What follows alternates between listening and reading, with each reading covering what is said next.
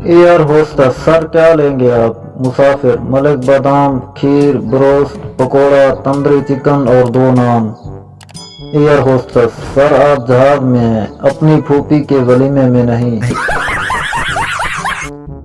एक पंजाबी अपने 3 दोस्तों के साथ पिज़्ज़ा खाने गया। वेटर, पिज़्ज़ा के 4 टुकड़े करूं या 8? पंजाबी, यार 4 ही कर दे, 8 खाते नहीं जाने। मरीज, जब मेरा दाहिना हाथ ठीक हो जाएगा तो मैं क्या ढोलक बजा सकूंगा? डॉक्टर, हाँ क्यों नहीं, जरूर बजा सकोगे। मरीज, वाह कैसी मजे की बात है कि हादसे से पहले मैं ढोलक नहीं बजा सकता था।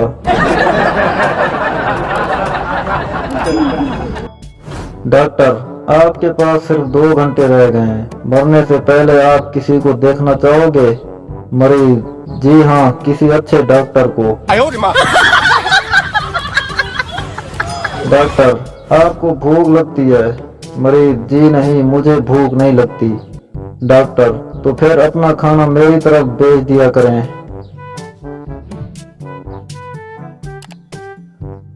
मरीज, मेरे दोनों कान बंद हो गए हैं, कुछ सुनाई नहीं देता। डॉक्टर, तुम्हारी उम्र कितनी है? मरीज, जी मेरी उम्र 90 साल है। डॉक्टर, तुमने बहुत कुछ सुन लिया, अब और क्या सुनना है?